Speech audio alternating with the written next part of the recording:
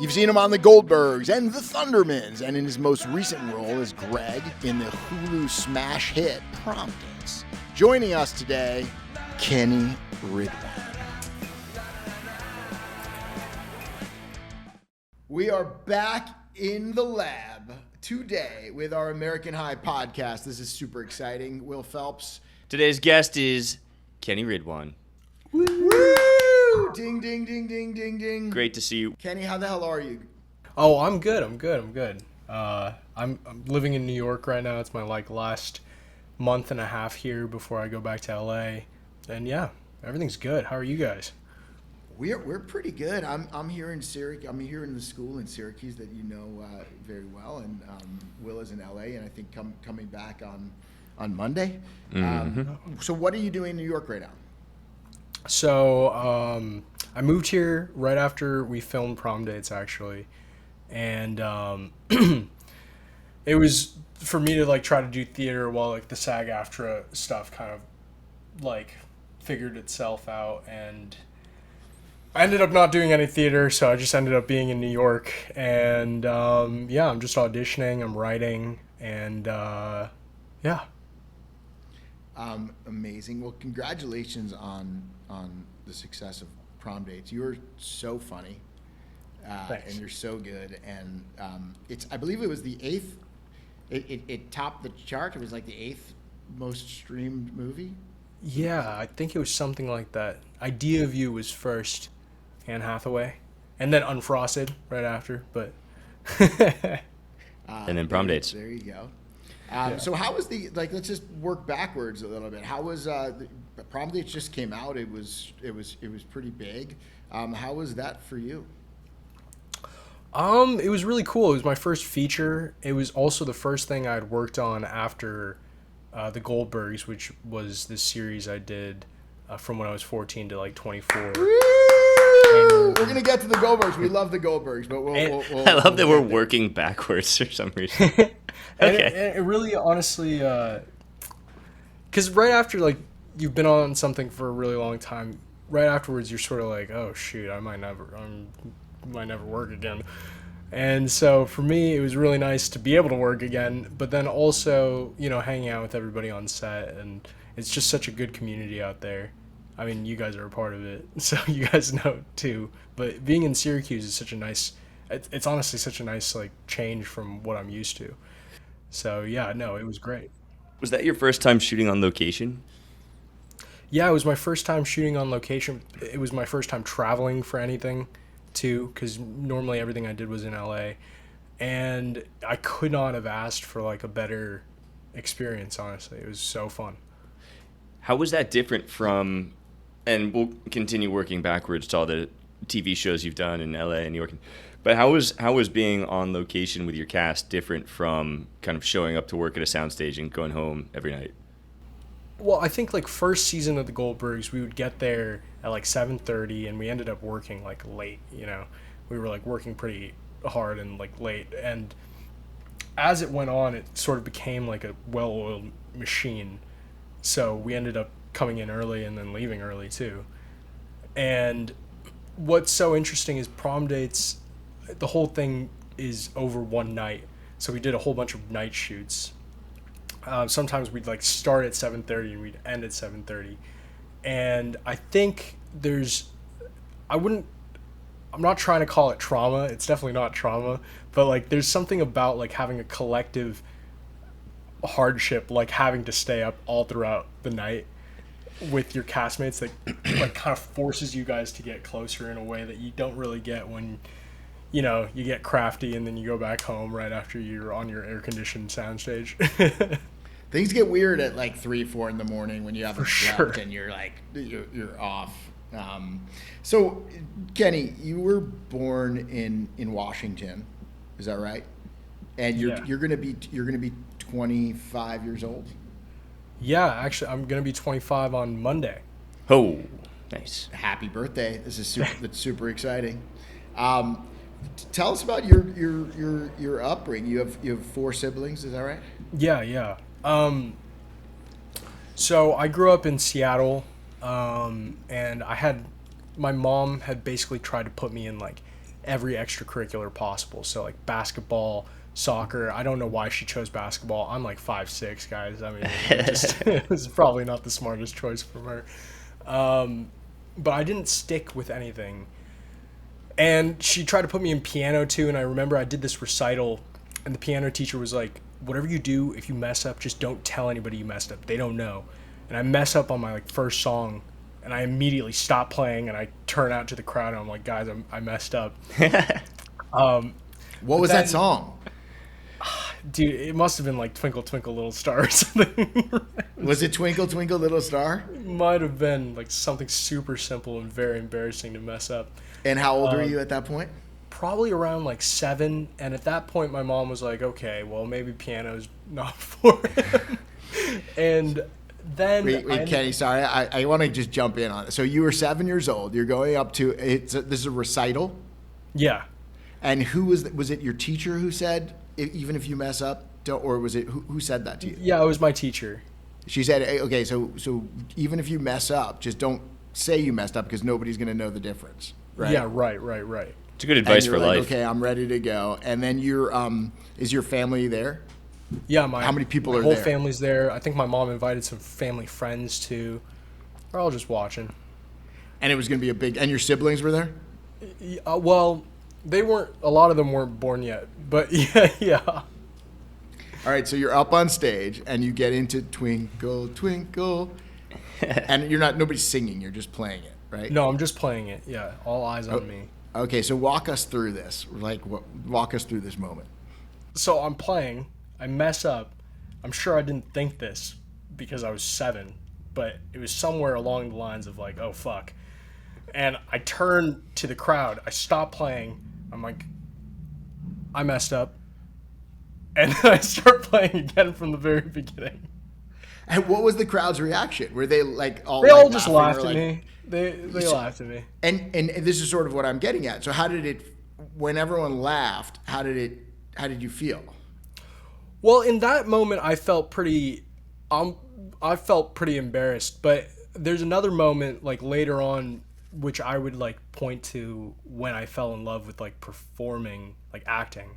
Is I was in middle school and I was playing Maurice, who's Belle's father in Beauty and the Beast, and I have one scene with Gaston, and he forgot his line, and I improv'd this random line. I don't remember what it was, but everybody laughed, and it was at that moment where I was like, whoa, I like this. This feels like adoration.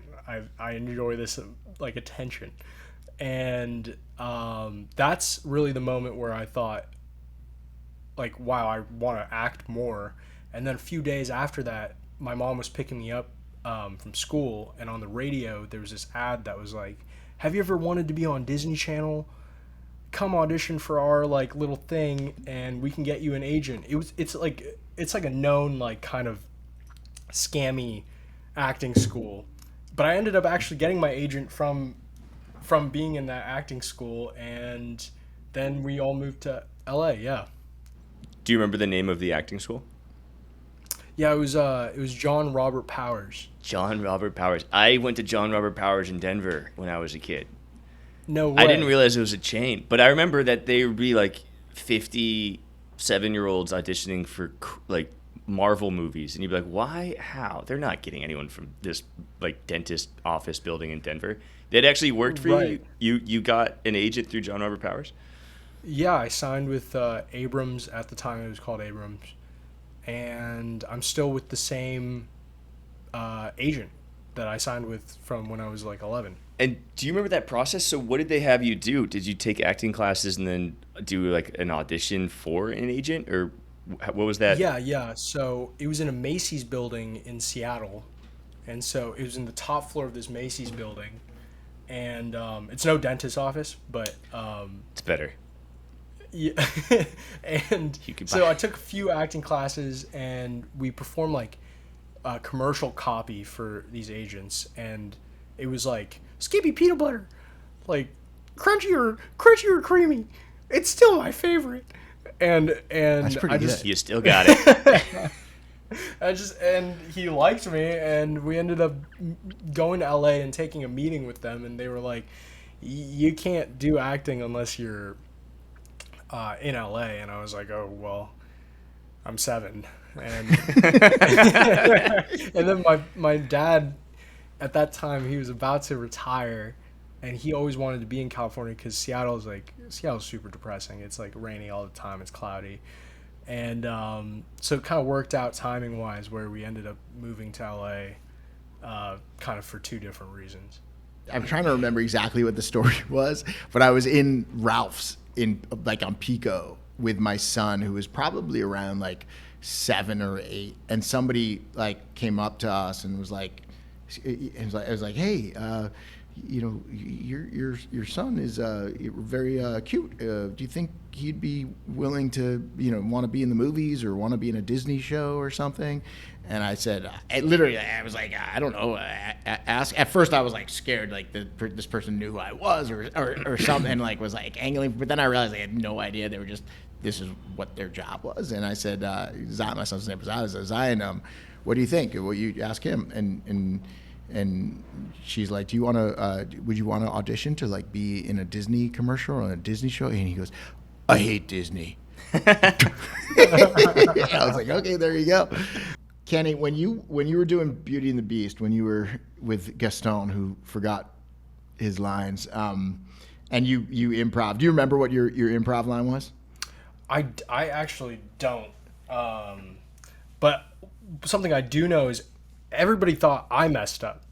Everybody thought I forgot my line. Like, I went up to my parents afterwards and I was like, do you see what I did? I was awesome. And my parents were like, yeah, we saw it. You fucked up.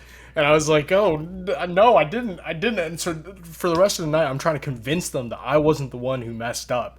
It was the other guy in the scene with me. The reason I'm asking this question is I had a similar situation. I was in high school and I was doing a play, and I had like nobody knew the lines. Like literally nobody knew the lines. It was just a crazy play, and we got to a place where something like everyone on stage was completely lost, and there were probably 400, 500 people in the crowd, and it was just a standstill moment. I remember kind of like reaching into my pocket, and the play was like, it's supposed to take place in like the 50s, and I was like, Tic Tac? I remember just pulling out the Tic Tacs, and I was like, Tic Tac?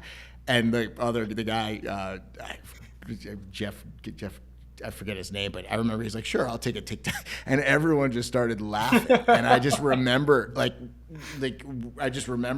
like, that was that moment of, like, hearing that laughter from something that was a total fuck up. And it was just sort of like, you kind of realize, like, your people are there, they just want to be entertained. It was just sort of that moment of, like, of feeling loved and kind of that immediate, like, the immediate response to laughter, which is what drives me. It's I love that, and I was just wondering if that kind of moment for you has been influential. Yeah, that was the moment.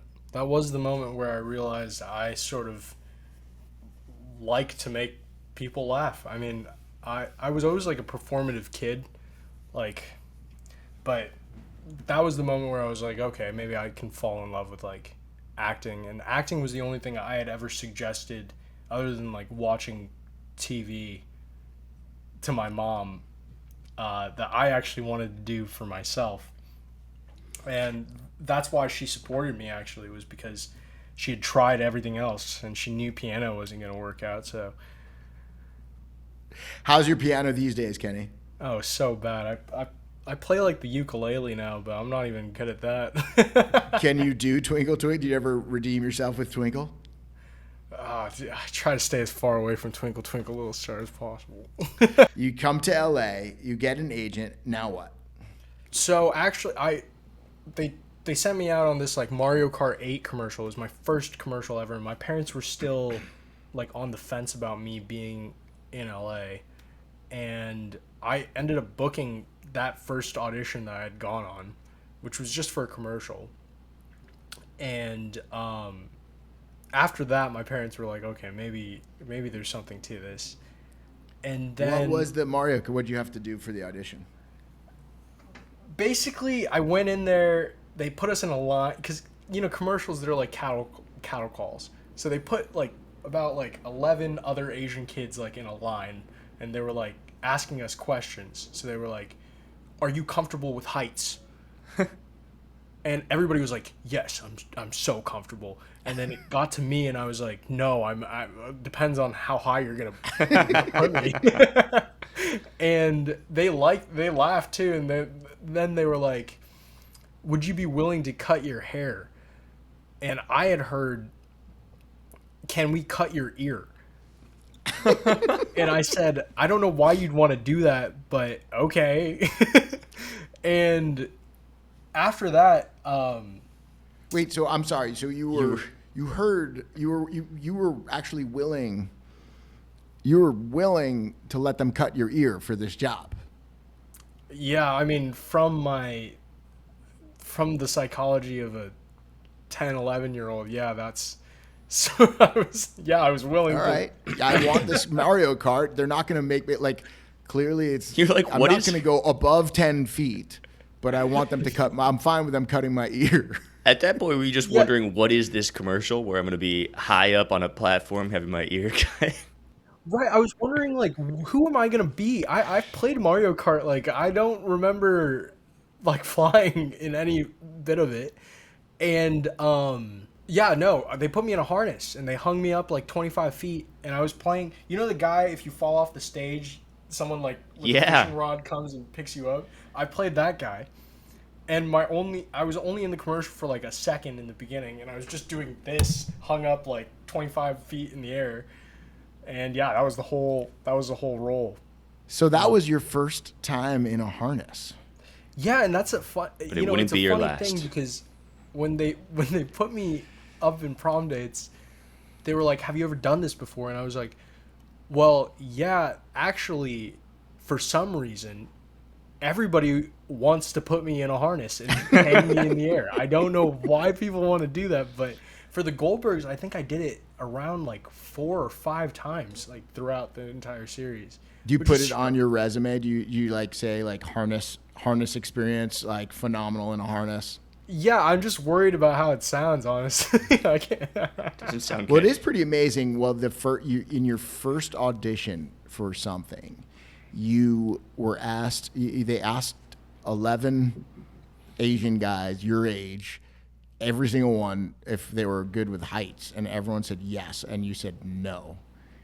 Then you got the job and were put in a harness, and then continued to go on to a really successful career where you're often put in harnesses and have to be up with. So you're not good with heights, but that seems to be the situation where you keep getting back in harnesses. Yeah, I think it has something to do with maybe I'm like a little short, so people are like, "Oh, it's funny if we put this short guy high in the air." That is kind of funny. It's a perspective he's never seen before. And how is it from up there?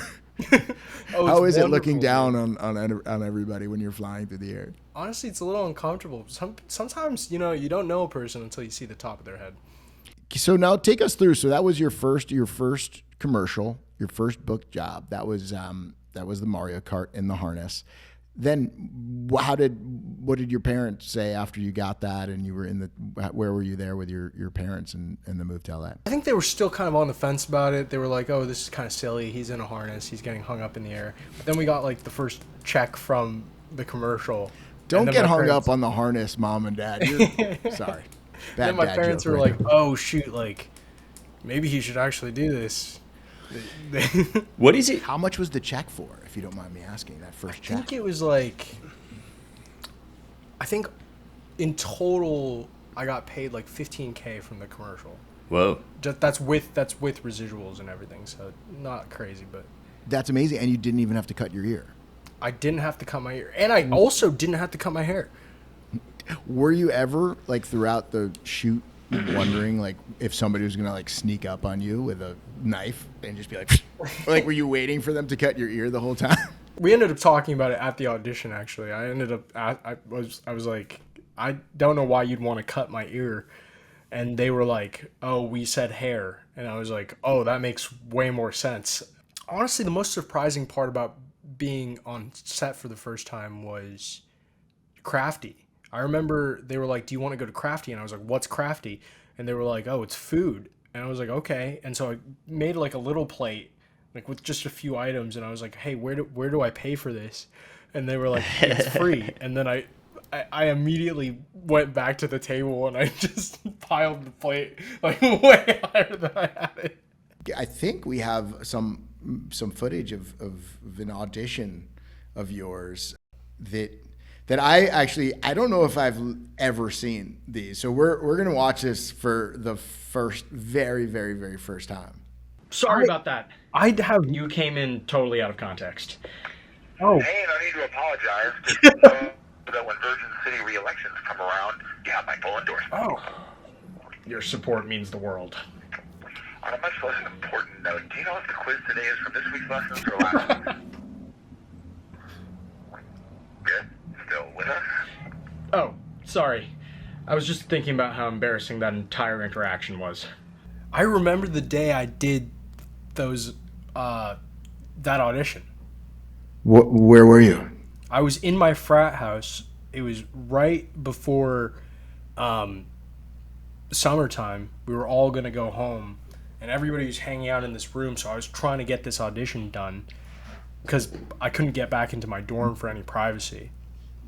And everybody was just talking, so I would tell everybody to shut up, and then I'd like click record, and I'd try to do this audition like really quickly. What frat were you in? I was in Beta Theta Pi. Beta Theta Pi, and were other actors in that frat? No, they're all software engineers. So were they like, "What are you doing?" or were they like, "Did you ever read? Like, did any of them read the off screen for your auditions or no?" No, they were all. I mean, they're all pretty bad actors. Yeah, no. Well, they were never like. They were mostly like. It's cool, like what you do. It is. I think it is pretty cool. And so, are you in LA? Are you all in LA now, like the whole family, or are you back, or kind of traveling back and forth? So my biological parents, they divorced when I was like 7, and my dad and my 2 little sisters, they're still in Seattle. I have a stepsister from my stepdad, and then I have a brother from my mom. The stepsister lives in Seattle. My stepdad, my mom, and my brother, we all live in California. So who moved with you to California when you thought, I'm going to give acting a shot? My stepdad and my mom. Gotcha. All right, so you're in LA with kind of your family, and you're auditioning for everything. What's the first? And it seems like, what started pretty quickly and like, oh, this is going to be easy. Now you go for an audition, and the response is that you're green. What's next? So next, I do a whole bunch of casting director workshops. So my mom put me in all these casting director workshops, which is basically where you go in with a prepared scene and you do it in front of a casting director, and they give you a little scorecard. They're like, oh, this was 5 stars. This was, your listening was like a 2 or whatever. And then off of that, people started calling me into auditions, and I ended up booking this Nickelodeon show that went on for, I think, 1 season with Jerry Trainer and a guy named Buddy Handelson. That was his name at the time. And yeah, it was a tiny role. And then after that, I booked a few more little co-stars. And then I turned 14, and for some reason, 14 was the year that sort of made my career, which is strange. But I ended up booking the Goldbergs, and I booked this other recurring role in this Nickelodeon show that I ended up working on from when I was 14 to college. And yeah. Well, 14 is an interesting age, because 14 is the age where people normally enter high school. And here we are at American High, where our high school is a huge part of our focus. And a lot of times we want to I'd love to kind of get into how your ages 14 through 18 were different than a typical high school person. Yeah. Were you in high school when you booked Goldberg? Like, had you done? Yeah, I was. Where were you in high school? I was at Campbell Hall. Oh, at Campbell Hall, right. Yeah. When you booked it, was that in between freshman and sophomore year? I'm curious to know what your experience was like in high school before and after, booking it. I think it was freshman year, and in terms of socially, it wasn't all that different. I mean, like everybody at Campbell Hall is like this private school in LA, and a lot of people are in the entertainment industry, so no one was really like. Also, I'm pretty sure Elle Fanning was like a year above me, and like Ariel Winter was there like a year above me too. So like me booking this, and at first my role on the Goldbergs was just a 1-episode guest star, so it wasn't like Got it. a big deal at that time, and it definitely wasn't a big deal in the grand scheme of things when you know. But in terms of like, I didn't really go to school all that much. Like, I was always either auditioning, I was in classes, like acting classes, or I was working. And so when I did get to go to school, really it was about the school work, really. When you were working, you mean on set, or did you have a high school job as well? No, Just on that. set. Yeah, cool. What we always talk about in high school and what draws us to high school in that age in particular is, the idea of firsts, right? It's the first time you kind of fall in love, and the first time you maybe share a kiss, or you find out your parents aren't perfect, or things like that. But it sounds like you probably experienced all of your firsts while just being on the Goldbergs, while shooting, correct? Well, it depends on what we're talking about. But well, let's get into it. Let's dissect this. Okay. Yeah. Okay. Well, did you have who was your first girlfriend? I didn't really have a first girlfriend in high school. I had this best friend that I was in love with, and for a long time it was unrequited. And how do you know it was unrequited? Because I had asked her out like every year, like at least one time. Oh, you made you shot your shot. What was your what was her name? She's in the industry, so I don't really want to like. Can we say a fake name for her? Can we call her? Yeah, let's call her Elle Fanning. Like Rebecca. Yeah, that would be crazy.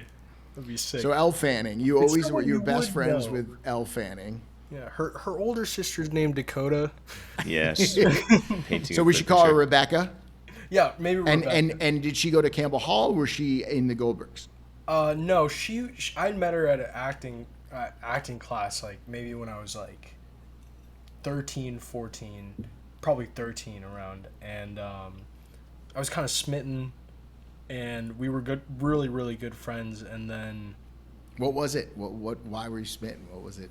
What did it? She was like smart, and she was pretty, and she was a good actress. I mean, it was like, at that point, those were obviously, the most important things to me. As like, and she was there.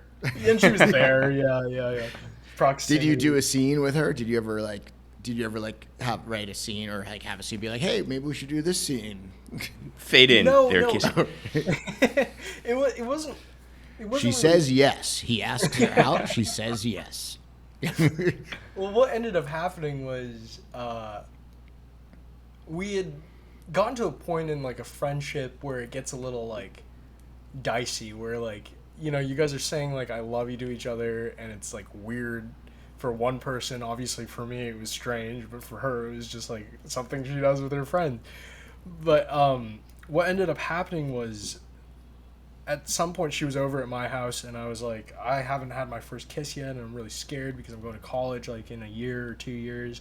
And she was like, well, we could just kiss. So wait, she said that to you, or you said it to her? No, she said that. She said, "I'm really scared. You're sitting. No, you've at this point you're saying I said that to her. Were you? Oh, okay. So you've made several. Your best friends. You've made several attempts of saying, hey, I like you. Do you want to go out? Do you want to be more than friends? All of that's been like, you're so silly, Kenny, right? Like, right. And then at some point, you kind of were just like, your move was, hey, listen, I'm about to go off to college. I know you don't. Like, I know. Was it a move? Yeah. Were you saying it this wasn't to a angle move, for? But also, here's the craziest part: is she was a year older than me, She got into college a year before me because she was a year older than me, and she took a gap year, and she had called me after she got in, and she was like, I'm going to Columbia. And so at that moment in my life, I was like, oh, so if I really want to make this work, I got to go to Columbia. And at that point, I wasn't really doing that great in school. And at that point, I hunkered down and I really worked hard and I got into Columbia. And that's where I ended up going to college. And so when I was telling her I'm going to college soon, I was like, we're going to college together. But I haven't had my first kiss yet and I'm nervous about it. And then she was like, oh, yeah, we can just kiss. So when you got into Columbia, was she like, how the hell did you get into Columbia? Or was she like, Kenny, are you stalking me here? Or was she psyched that you got into Columbia? You essentially are Greg from Prom Dates, I'm realizing. That was the exact same move you pulled in the movie. Yes and no. I think Greg's was probably more excused than mine even, because they were actually in a relationship. It's true. Well, what was crazy is, like, it was only, like, 2 weeks after that when we ended up kissing. You keep going to the kiss. I want to get to the, like, moment of... I want to save the kiss thing, because I want to know... you're skipping over, like, the... Yeah. Well, I want to know, like, when you first said, hey, I just got into Columbia, what her response was. We had made this plan, actually. I was like, what if I went to Columbia with you? And she was like, that would be cool. And so I committed to the bit. And yeah, I mean, I started doing like a whole bunch of extracurriculars at school, and then I ended up getting in, and when I told her, she was super happy. And at what point after you got into Columbia did you bring up the, I never kissed anyone before, I wonder what that would be like? Well, she was over and I had promised her I was going to cook her dinner. And so I was like a huge, both my parents are vegans. So I had to learn how to cook meat for myself at a young age. And so I made this like really, really nice dinner, like a steak dinner for us. And then we were downstairs, like watching something on the TV, and I just brought it up. Wait, hold on. This is important. What were you watching? I think we were watching like America's Funniest Home Videos. Like nothing romantic. And was it going on in your mind? Like, did you have this in your head that you were going to ask this question of her, or was it just something that popped out? No, it was something. It was definitely at the forefront of my mind at that moment. So you were thinking this was part of like cooking the steak and everything. This was part of the plan. Like you're going to cook the steak. Sure. Yeah, she's coming over, and this, like, I know this is the moment. Like I've been working towards this, and even though she said no. I've warned. Like now I got into Columbia, I'm gonna like make a move. Right. Did you have other moves in mind? Love the steak. Were you thinking maybe the arm around the shoulder, or was the move, hey, I've never had a kiss, let's see if she offers? Oh, well, that could be. Well, because obviously, what I did was kind of a cop out. You put it on her to make the move. You just put out a statement of fact. I actually don't remember whether or not I was wondering if you would just kiss me, but honestly, like, regardless, that is like kind of a it's a cop out. You're not actually making a move, or you're not actually like risking anything, because you're asking something that's like not even that. You're literally being like, as a friend, how about you kiss me? And it worked. Yeah. And it worked. I mean, it worked. So how did it go? Once you asked it, you like summoned up the courage. You're like, just do it. 1, 2, 3, and you're like, I'm going off to college next year. And well, at that point, you're standing kind of far away from each other. And wait, why are you standing standing watching we were America's Funniest Home Videos? No. We stood up after we both agreed to do this, and wait, right. Hold on. This is getting weird. Okay, hold on a second. So you're standing watching America's Home Videos, or you've eaten the steak. We've eaten the steak. I've asked the question, and now we've both agreed to do this. So now we're both standing, just facing. So you're like, let's stand. Okay, this is. So how does she respond? she's like, let's kiss. Yeah, she's like, well, if you're really nervous, like, we could just kiss. Okay, so that, and then how did you feel at that moment where you're like, oh my gosh, holy shit? What was No, that's probably my exact thought process. Kenny, has she kissed many individuals before? Many individuals. I'm not sure if it was many, but I think I was one of her first kisses too, but she had definitely kissed someone already. But she definitely wanted to. Like, it's clear if she's like weak, if she's making the suggestion, she definitely wanted to kiss you. Yeah, I think that was why I was so kind of ecstatic about it. So anyways, So you leap to your feet. Wait, no, I'm trying to get to how you get to standing. Whose idea? Yeah. Then you're like, okay, what do we do now? You're sitting on the couch, and you're like, and was she the one who was like, I think we should both stand? Or you suggested standing? Because you're... No, because I'm like, I don't know how this angle's going to work, because we're sitting on a couch, and I'm kind of like this, right? And I feel like, okay, well, this is confusing. Like, I don't really know what's going on anyways. And she's like, maybe it'd be easier if we stood. So then we start standing. Did you then say, have you ever tried a harness? Because we could even get higher, and I'm good at that. Yeah, we just need our friends to swing us together. Okay, so you both stand up, and you're 17 at this 17 years old? 17. And are you living by yourself? No, I'm living with my parents. And where are your parents at this moment? They went on a date night. Oh, your parents had date night. That's exciting. Yeah. So did your parents know that you were cooking steak in their house? In my memory, it was the only date night they had ever gone on. They left the house specifically because they knew Rebecca was coming over and I was going to cook her a steak. So do you think that when on their date night, all they were talking about was, what's Kenny and Rebecca? What are Kenny and Rebecca doing? Do you think they're hooking up? Do you think he kissed her? Do you think she likes him? I sure hope not, but I did tell him as soon as she left. I was like... Do you think they're going to stand? Okay, so now you're standing. Is there music playing at this moment? No, just Bob Saget in America's Funniest Home Is it Videos. still on perfect. in the background, or did you it's shut it still off? on. It's All right, so you definitely- let that play. Honestly, I could only think, I really hope I'm not bad at this. And then what happened? And so we're just standing, Okay. and she's like, well, you need to come like closer to me. And I was How like, far away No. were you? At that point? like, You're like on the other side of the room. No, like probably 5 feet away. Hey, Kenny! Kenny! You need to come a little closer. And so I sort of like walk on over, and now, and well, yeah, we made out for like a few seconds. Pretty And it good. was awesome.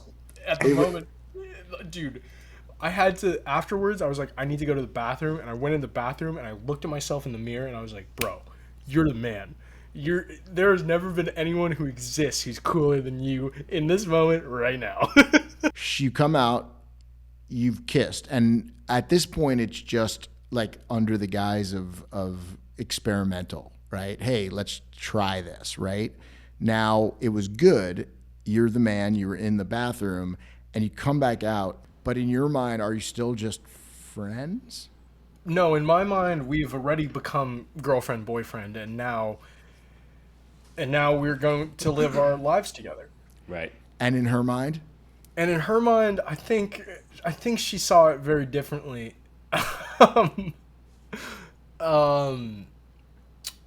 Yeah, but I also didn't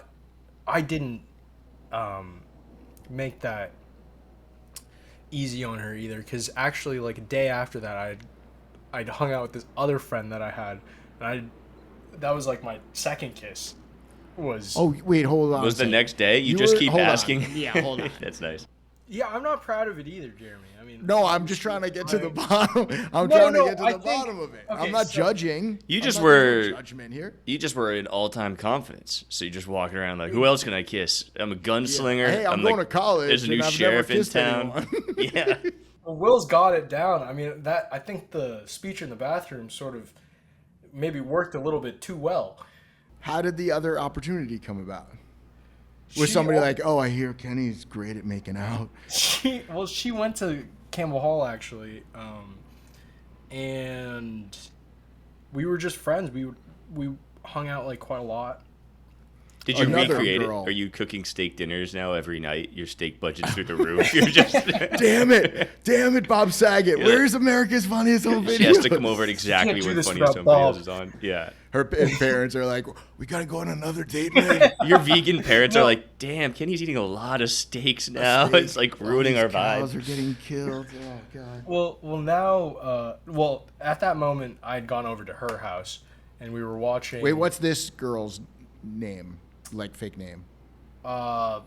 Grace. Grace. Okay. And Are Grace and Rebecca friends? they know they're both in the industry, so they're sort of like they know of each other, but they're not like directly friends. But Not you're anymore. best friends with Grace and best friends with Rebecca. Right. So did the three of you hang out? No. So there was clearly some weirdness or some jealousy between Rebecca and Grace in this situation, no? I wouldn't say they were necessarily jealous until I told Rebecca that I had made out with Grace the day after we kissed for the first time. And Rebecca How did that go? It went poorly. Yeah. Yeah. Oh, that's amazing. So wait, can you walk us? I know we were joking about the recreation, but can you walk us through the Grace, your decision to, like, give Grace a little Ridwan? Basically, my mom, she's a terrible driver. No confirms- stereotypes. We're not doing any stereotyped comedy. I'm just pointing it out right now. Okay, Yeah. but she does actually. She is both of the stereotypes. She's a terrible driver. She would never drive me to my friends' houses.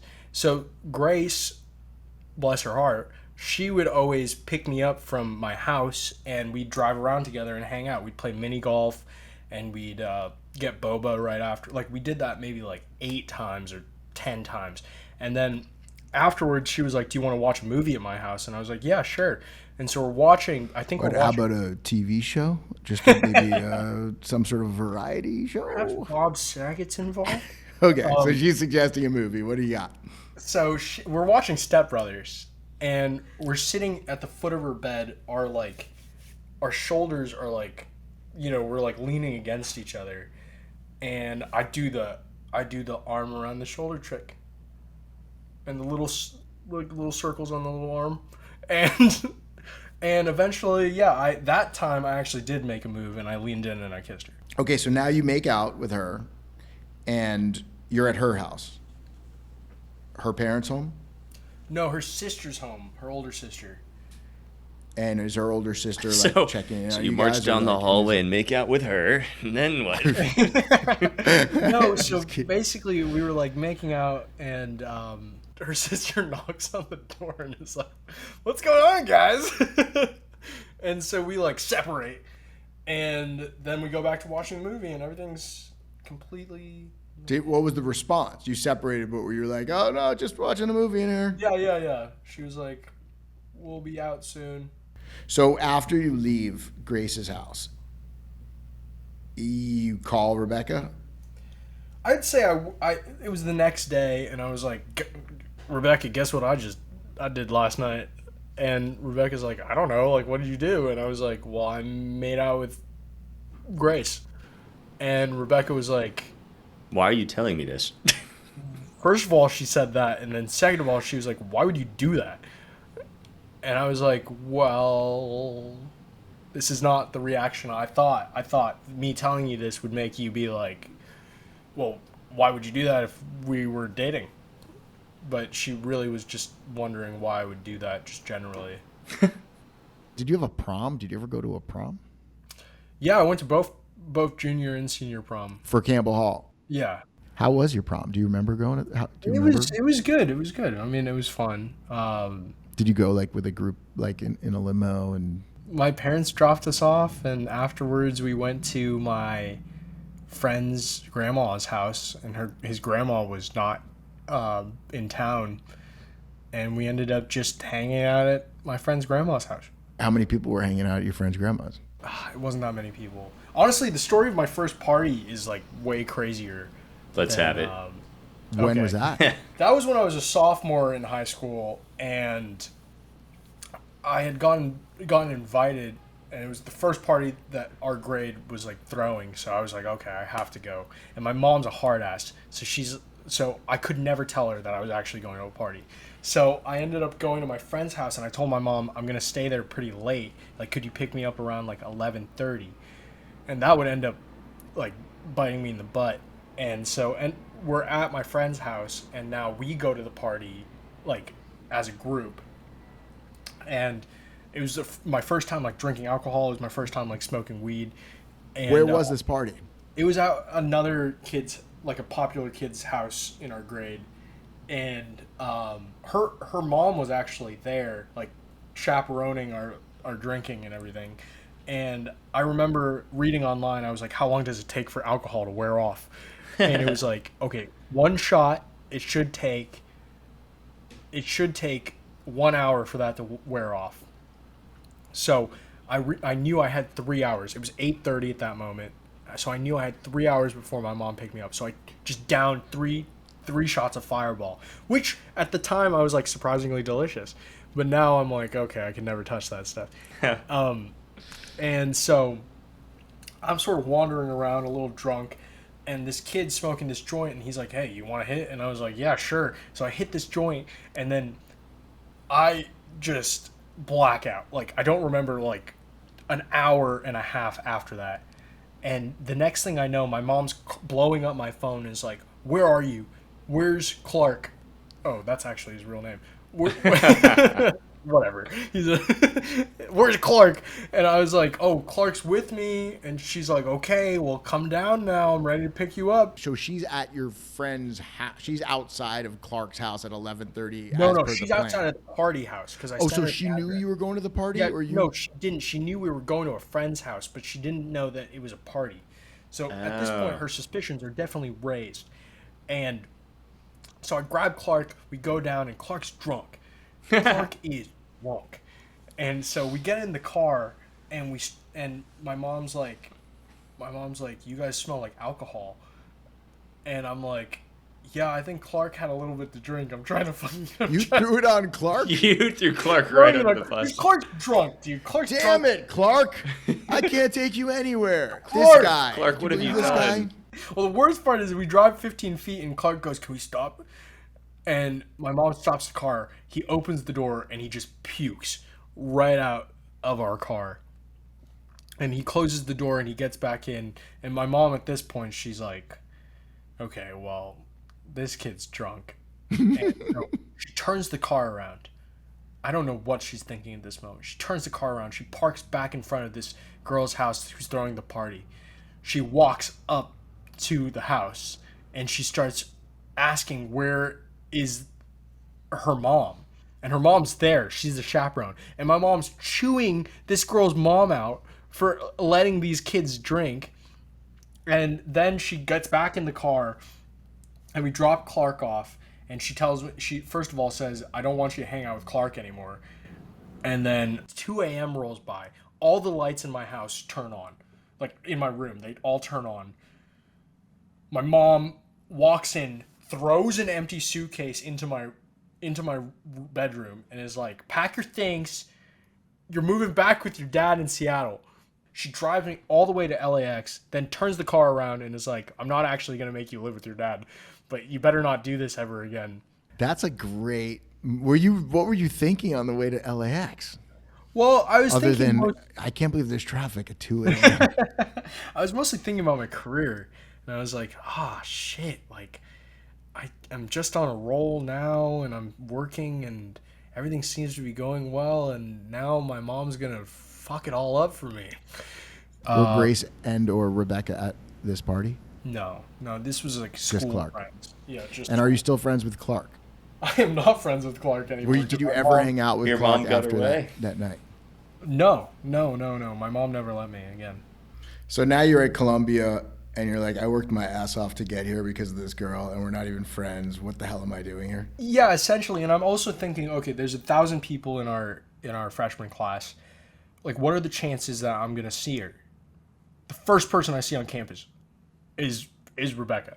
Kenny, so So you followed Rebecca to Columbia. You get there, and at this point, you're pretty entrenched in Goldbergs, right? What is that like, having to go from Columbia to LA? I mean, you chose the hardest cross country situation. As a child actor, you spend a lot of time with your mom. And at that moment, it was partially because I had wanted to go to Columbia with Rebecca, but also a part of it was like I needed independence from my parents for a little bit, so I decided to move as far away as possible. And at at the last season's rap party for the Goldbergs, Adam Goldberg, who created the show, he talked to me and he was like, "Would you be willing to fly back to LA to do some episodes?" And I was like, "Yeah, I'd be willing. Sounds awesome." So I made my schedule in a way where I didn't have classes on Fridays, but I had classes every other day. And so I'd fly back to LA Thursday nights. I'd get there Friday mornings. I'd work Friday, and then I'd fly back to New York on Saturday morning. And that was my schedule for basically all 4 years until COVID. So 2 years. Were people recognizing you from Thundermans or Goldbergs, or were they recognizing you when you were in college? Vast majority really didn't care. Columbia isn't really an artsy school. Most people do like finance or consulting right after they graduate, or software engineering. So I don't think people really cared about what I was doing. Kenny, what are you working on right now? Is there anything that you want to plug? Anything you want to tell the listeners to tune into? Watch Prom Dates for sure. Ken, let me walk that back for a second. Kenny, have you filmed a big streaming film on that's number 8 in the world on Hulu? Have you done that recently? I did do that recently. Oh, and what was that called? It's called Prom Dates. And can anyone watch it right now? Yeah, actually, I think everybody can watch it. It's on Hulu. I like wrapping it up the exact same way as we started, with like confusion. And all right, energy. All right, Kenny, it was incredible to have you on here for American High. This is exciting. We're massive fans of yours. We can't wait to see you in Prom Dates on Hulu. You're incredibly funny. You're an amazing talent. You are a really shitty piano, Twinkle Twinkle Little Stars piano player. And you're just a pleasure. You're a pleasure to have around, and we're excited to be working with you soon. And fuck Rebecca. whoa. I don't mean that.